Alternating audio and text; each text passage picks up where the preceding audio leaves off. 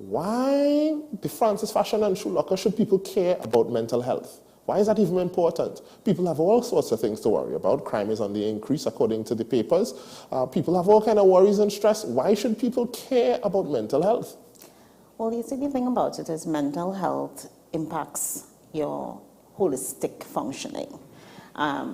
What is mental health? Mental health is like, and for lacking of the fancy words, it is your mental state. You know, the way that you think, the way that your experiences and all of these things shape you towards a well-being. Mental health would look at how well you learn, how well you are able to, you know, contribute to your various surroundings. Mental health would look at how you deal with stresses. So as you rightly said, there's so many things to worry about, so many concerns that our society is facing. Right. If you do not have a strong or healthy mental state, how are you going to deal with those things? And that's what makes mental health so important and critical. So it's not just about crazies, you know, it's not crazy people. Mental health is it's not a crazy people thing. Well, that's total misconception, because a lot of people believe mental health is just the adverse of mental illness, you know, or the inverse rather. So we see everybody thinking that I'm in good mental health because I'm not diagnosed, I'm not crazy, right? But are you functioning the best that you can? You know, are you able to identify your limitations, your abilities, all of these things that shows that you are in good mental health when you are very much cognizant of those things. So you're saying there may be more crazies outside than inside, is what you're saying? Well, I did not say that. Research me. No, folks at home now, to be clear, I'm being humorous. Crazy is not a term that we use. It is very dismissive of anyone's mental state. So please, let's take that back a bit, all right? Now, to get further on, and to get to the meat of the matter, we're talking here about self-harm. Yeah. When we talk about self-harm, as a matter of fact, recently I was asked to come and speak with some parents at a school about self-harm. Right. And the majority of parents felt it was about suicide, right? And children trying to kill themselves. What is that self-harm? What is self-harm? Well, it's a common misconception. Self-harm or self-injurious behaviors, self-injury, they all coined by the same term or umbrella of, you know, inflicting harm to your body, right, intentionally, right? And that is what self-harm is, when you are inflicting pain or some level of injury to your body, and it has to be intentional. It's purposeful. Okay. And usually it is a symptom or an expression, basically, of some emotional distress. That is something that we've been seeing a lot with our adolescent population as a coping. Self-harm is very much aligned with personality disorder, borderline personality disorder. Sometimes you can see it in as symptoms of intellectual disabilities. There are many things that you can align it with, but it's independent from those things as well. Persons engage in self-harm as a coping, and so while it has its risk factor to align to suicidality, it can be independent of suicide. Okay. So a lot of big words were just used there. I'm struggling to keep up with all of these. For the folks at home who may not be familiar with all of these terminologies, how do we look out for self-harm then? How do we recognize it? Right. So self-harm can be, as I said, it's purposeful inflicting of some level of injury. So stomping my toe does not qualify as right. a self-harm? So no, certainly not. It has to be purposeful, right? So you would see persons cutting and patterns. Look for patterns of cutting, burns. You can see scratches, or sometimes persons would actually pierce themselves, right? the general parts that you would look for, these markings are on the hands, on the legs, sometimes the torso. But I mean, persons can do it any part of your body. You know, you're inflicting injury to your tissue. So could it be then, and I know this is a left field question, but there are some persons who enjoy piercings, and they have an inordinate amount piercings all over. And I think could that be representative of? I think that is something for us to explore, and you know, a lot of research goes into distinguishing what is classifying as self-harm from a diagnostic perspective or just a social expression. You know, self-harm is usually associated with some level of emotional distress. You are inflicting pain to either one, release yourself from the intensity of the distress that you're experiencing, or two, you're feeling numb, and so you are actually inflicting this pain or inflicting pain to feel something. Tattoos and on all of those things, we look at the end result. Self-harm is specifically to ease something, to get an immediate result to something. Tattoos are more long-lasting, and sometimes they're just fashion, you know. So, but a lot of research is going into distinguishing the act of self-harm as something that is diagnostic or psychopathological. And you that is just basically looking at. But I bite my tongue listening to you pronounce it. But yeah. So that's just basically looking at whether or not it's an impairment. You know, when you look back in history, you know, there were zealots for Christ. The early Christians, they would castrate themselves. We still had the practice of beating yourself until you bleed for. You know, for devotions, and that's the history. Self-harm has always been there. Piercings and stuff, cultural practices. You know, looking at it from that perspective, we can determine whether or not it is an impairment of a mental state, or rather, it is a practice that it is socially acceptable. So and that's the distinguishing factor. If it always existed, is it just another thing that you psychologists have come up with and coined just to try to control the masses, and you've come up with yet another way to describe a thing that has always existed, and it's not a big deal? You can leave for parents at home, maybe your child is showing and exhibiting some signs of odd behaviors and so on, and maybe if you just leave them alone, they'll grow out of it. Right. Why are we coining it and giving it all of this fuss? I think as evolution takes place, as we are learning more about the various practices, learning more about the mind, learning more about the human interaction with the environment, it's important for us to recognize the functions of specific behaviors.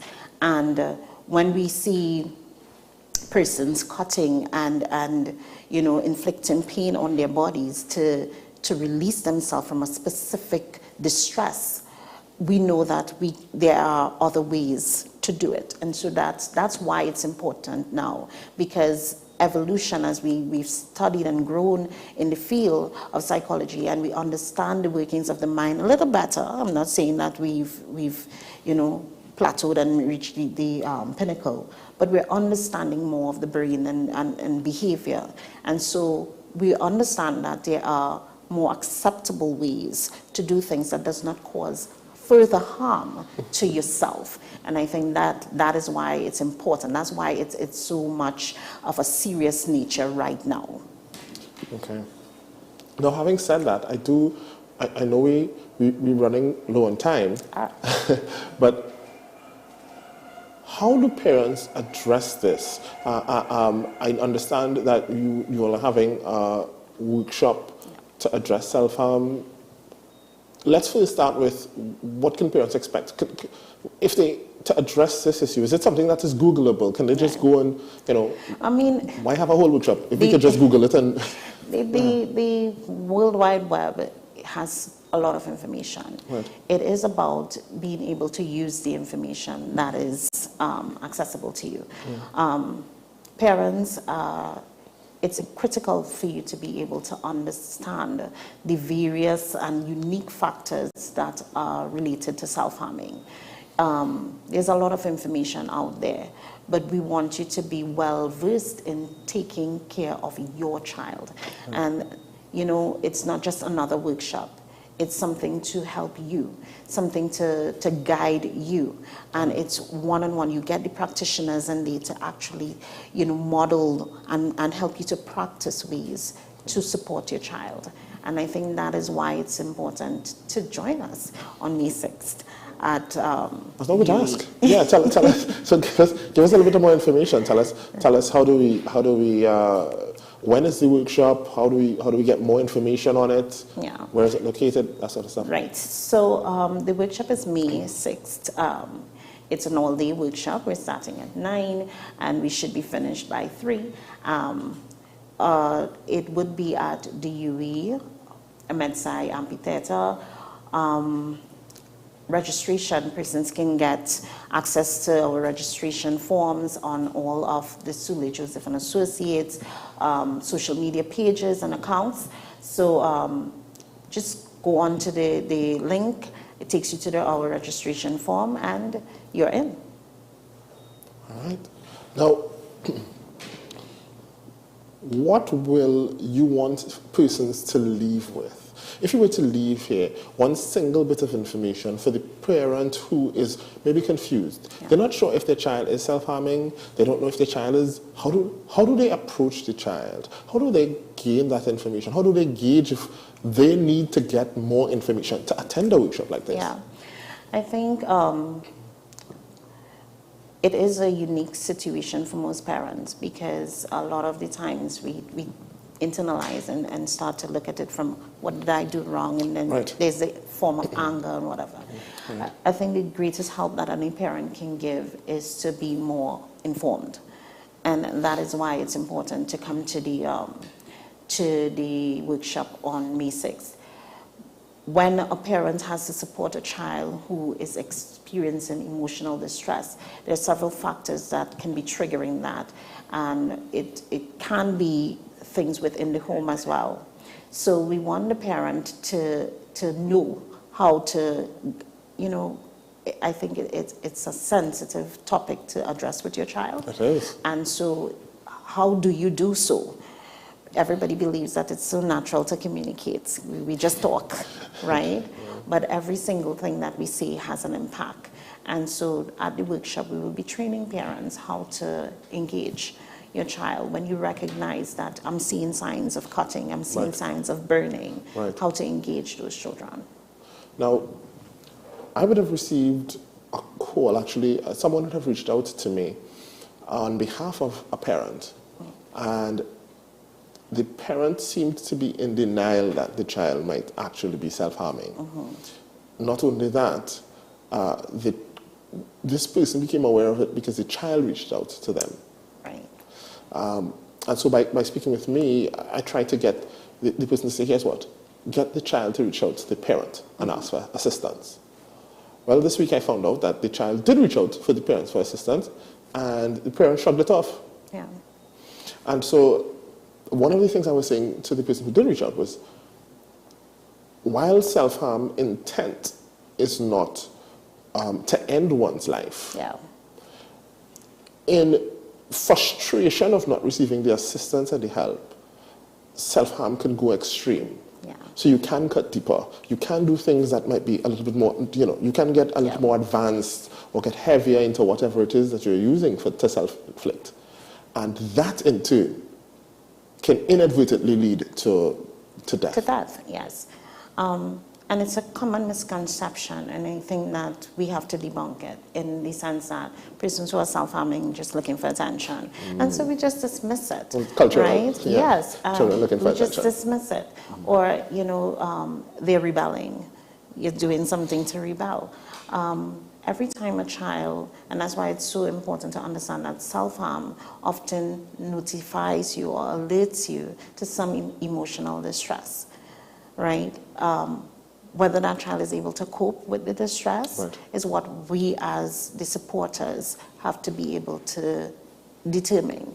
How is my child able to cope with the distress? Or what is the distress? What is the trigger? Self-harm is usually aligned with hopelessness, with feelings of hopelessness, worthlessness, anger, guilt.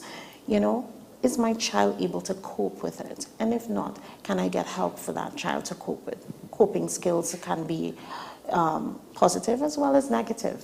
Self-harm may just be one that is on the negative end of it.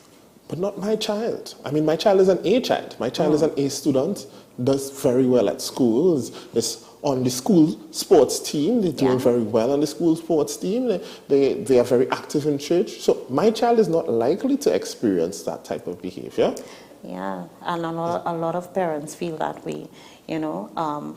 But I would say that it really doesn't have a specific grouping that actually engage in self-harm. We're looking at your coping abilities. Can you cope with the stresses? Because everything that you just highlighted there will have its own unique stress that is aligned to it or attached to it. And so are they able to cope? How well can they cope, right? And that's what is important. Actually, one of the things that I like to highlight to persons is that oftentimes the persons who are high functioning tend to be susceptible to self-harm and self-harming behaviors. Yeah, I would agree that there is, there's some research on that, mainly because self-harm does give you that immediate release, and so you feel like you can function again. And so when you cut, okay, I feel better, I could get back to function, I could get back to doing what I was doing. But the extended practice of it, as you rightly said, can lead to a lot more severe injuries, and that's what we don't want. What can parents look out for as well, aside from the very noticeable, maybe at times, cutting marks, head banging maybe, which you may notice? What are some other things that may not be as noticeable that parents can probably look out for? So you want to look for change in behaviors. Is your child, who used to be very bubbly, outgoing and stuff, a bit more withdrawn? Is the child wearing long sleeve clothing and, you know, covering up themselves? The child was usually a very, you know, easy to touchy-feely hugging. We are cultural persons, we love to hug. And you see that they're more reserved now. You want to notice those change in behaviors. Self-harm is usually prevalent between the adolescent age, between 10 and all the way up to 19, with its highest prevalence being around 13 and 15 years old. And during that time, the developmental stage, these adolescents are going through significant emotional highs and lows. And how are they able to cope with it?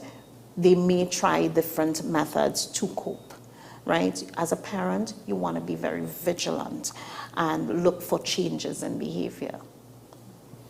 Okay, well, thank you very much for that. Actually, what I would add to that is this. I know that some parents and some of you at home may feel as though maybe you used to self-harm and you feel as though you have grown out of that behavior. But I can assure you, that is learning negative coping mechanisms to deal with stress. What may happen is that you may not have continued to use cutting or those physical methods to de-stress or to deal with your stress or cope with the issues. But I promise you, chances are you are using other negative coping mechanisms in its place. So chances are you're wondering why you keep finding abusive relationships and so on. Maybe that's because of the self-harm tendencies that you've had in the past. You're wondering why you can't seem to, you just lash out sometimes, or you always angry. Maybe again that has to do with some of the self-harm coping mechanisms that you didn't treat with in the past. So it is not something that just vanishes. It doesn't go away totally. It evolves and it changes, yes, but it never totally goes away. Ms. Rez, what are your thoughts on that? I think that it's an impulse. It's an impulse to get release. And that, whether or not you have the skill to release in a more healthy manner, it depends on what behavior you have learned. So if you're cutting, if you're using those negative things to inflict pain rather than to, really deal with the situation, it's going to continue on into your lifespan. So it's important, parents who have been cutting before, you will benefit well from the information that would be shared, because we'll be teaching you some healthy coping mechanisms as well. Yeah. Wow, it sounds like, all right, it sounds like a lot is going to be, there's going to be a lot. Now, in closing, I really want to wrap up and ask you this. There's one thing that you'd like to leave with the parents, just one thing you want them to remember, to stick in their minds about self-harm, what would it be, and mental health? What do you want to leave them with? I think that mental health is a crucial part for all of us.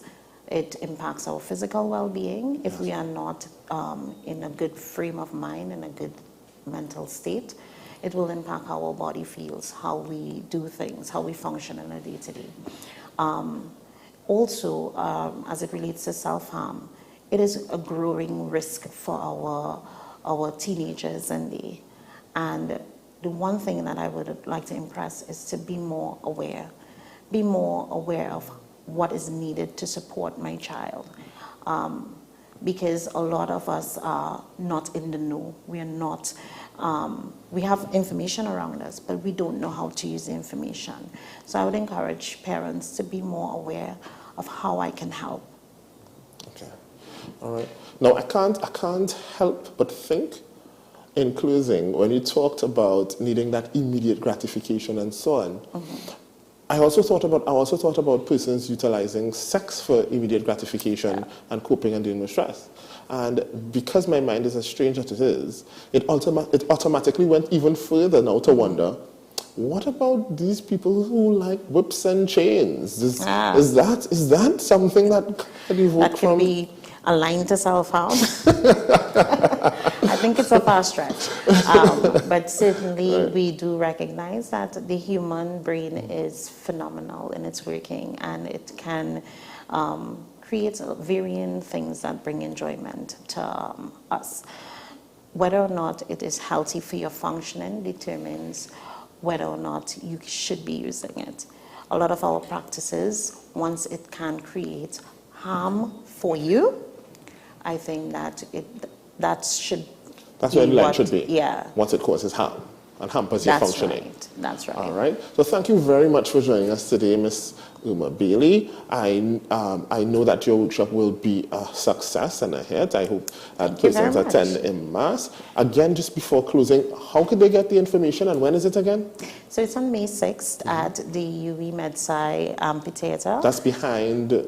closer to the library. Oh, no, but that's behind by the Mount vet, yes, Hope behind Hospital. the Mount Okay. Hope Hospital. Right. Also, you can get the registration at any one of the Sula Joseph and Associates, social media platforms. That's Instagram, Facebook. Instagram, Facebook. So just log in and you'll be able to join us. All right.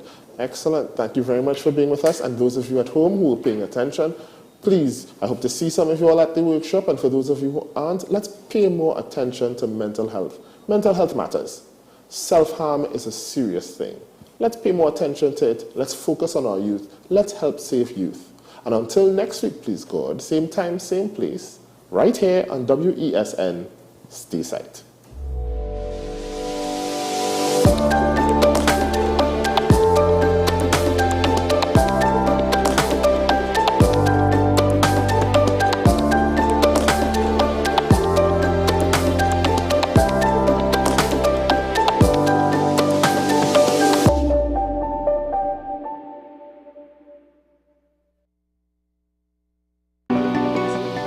The perfect mix of news, current affairs, talk, debate, mature discussions, comedy and sports. Only at WESN, the content capital. North Coast Jazz and Heritage Festival. Safe and sound, that's how we'll get you to the biggest North Coast Jazz ever. No hassle and no worries. Park your ride at the Queen's Park Savannah. Hop on board a safe and secure shuttle with your $100 return fee, and that's it. Service begins at 10 a.m. through 1 p.m. and returns from festival grounds from 7 p.m. Park and ride, a $100 return fee, first come, first go shuttle service to festival grounds, Blashy shares. No hassle and no worries. North Coast Jazz, May 27th. Born here. Played here. Tickets available at Crosby's, Extra Foods Endeavour, Shogunas Main Road, Sangre Grande, Arima, Grand Bazaar, Mart's Liquor Mart, Diego Martin, Kenny's Sports Outlets, Athletes by the Park, and WESN. We are WESN, the premier platform for Caribbean content. WESN, covering West, East, South, and North. WESN, we entertainment, sports, and news. WESN, available on Greendot 7, Amplia 118, Airlink 17, Bmobile 107, Digicel 21, ICNTT 105, and Flow 110. Connect with us at WESNCC or stream online at www.wesncc.com. WESN, your premier platform for Caribbean content. Every day, we communicate through stories. Stories of ourselves, our challenges, our goals, our experiences, and our aspirations.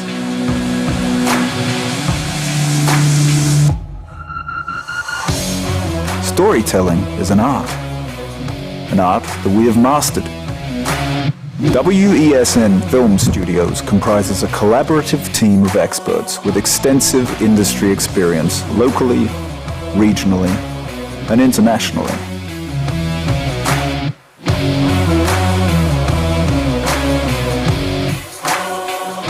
The ability of your business to successfully communicate with your preferred audience depends on the strength of the stories you tell. Your vision should be communicated in a high-quality, professional, and creative way.